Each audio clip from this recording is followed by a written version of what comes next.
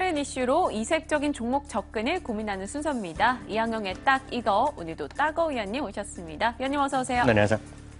자, 오늘 저희 위원님과 함께 또 바링허우 요거 공부한다면서요. 네, 맞습니다. 무슨 뜻인지 정확히 아세요? 잘은 몰라요. 뭐 그냥 좀 젊은이들 이런 거 뜻하는 거 아니에요? 발음은 뭐 정확한지 저도 잘 모르겠는데요. 식스 포켓이라는 얘기는 많이 들으셨죠? 중국 맞아요. 사람들. 예. 네네. 6개의 주머니가 모여서 한 명을 키운다는 거 아닙니까? 아시다시피 이제 산화 제한 때문에 한 집에 하나밖에 네. 안 나니까 엄마, 아빠 당이 다 내 돈이 될 그리고 것 같고요. 할머니, 할아버지? 네, 할머니, 할아버지 양쪽. 네. 그러니까 6개의 포켓이 모여서 한 명을 키우는 바로 그런 식스 포켓이랑 거의 비슷한 의미가 되겠는데요. 네. 여기서 보면 바링이란 것은 80이랑 뭐 중말인 것 같고요. 네. 하우는 후자 있죠. 네. 다음 후자 그러니까 영어로 하면 나오네요. 애프터가 뜻이 되겠는데요. 네. 이런 뜻으로요. 80년대 이후에 태어난 사람을 우리가 버링하우, 특히 이것이 이제 등쇼평 이후에 어떤 그 개혁 개방 시대에 맞는 그런 시대에 같은 어떤 이미지 그렇게 딱 이해하시면 되겠습니다. 바링허우 그리고 그 다음이 또 주링허우 이런 얘기는 들어본 것 같아요. 네, 주링하우는 90년대. 네. 그 네. 80년대 이후, 90년대 이후에 태어난 이들을 뜻하는데 이들이 어떻다는 거예요? 이들 때문에 뭐가 바뀌고 있다 그런 건가요? 네, 맞습니다. 이들이 바로 이제 중국의 소비를 완전히 새롭게 네. 바꾸는 어떤 힘이 된다라고 보셔야 될 것 같고요. 이들이 어떤 그 개혁 개방 시기에 사다 보니까 그 이전의 사람들이랑 완전히 다른 의미가 되겠죠.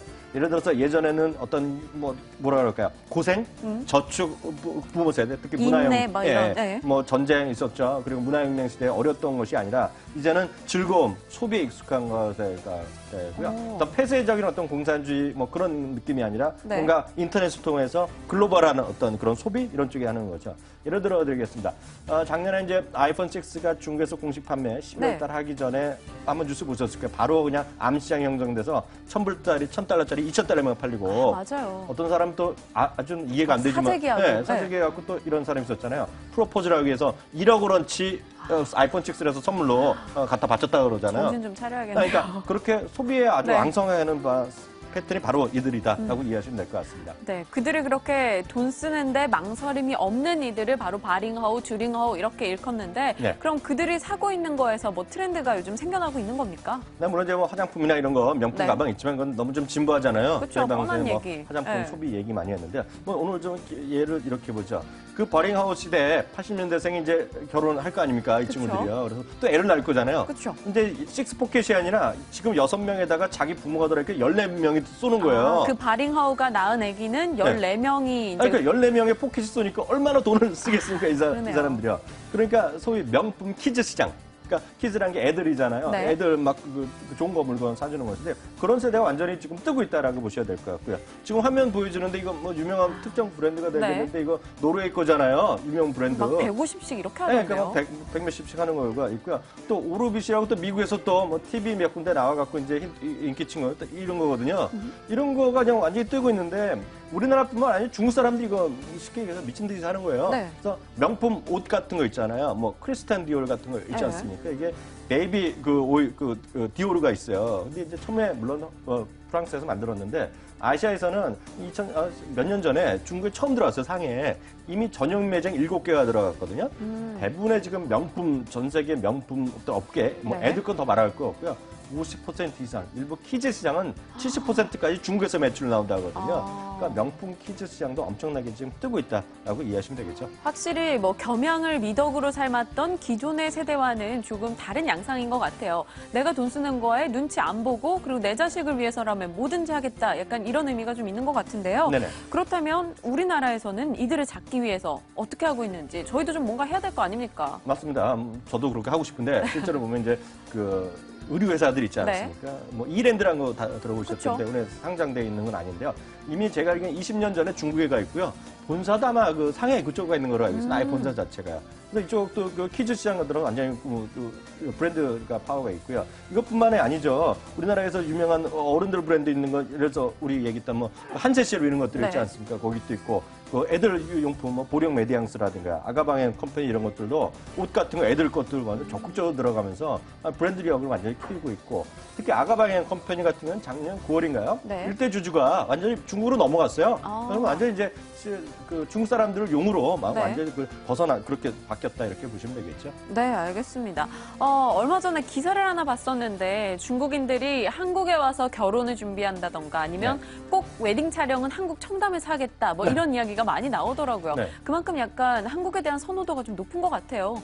근데 그 한국의 선호도 물론 있는데요. 네. 진짜 결혼 얘기했으니까 제가 하나 더 얘기 드리면 우리나라도 한 15년, 20년 전에 사회 문제가 많이 됐던 거 있습니다. 요즘도 그것 때문에 뭐 그런 문제가 되는 게 좀 있어요. 뭔데요? 요즘 보면 이제 미국의 원정 출산 이런 거 들어보셨죠? 그 병역 기피하려고 그런 거 있었잖아요. 그러니까 뭐 알아서들 그 비판적인 거 얼마 전에도 좀 재벌 뭐 문제된 거 딱 이것 때문에 또 비판 받았잖아요.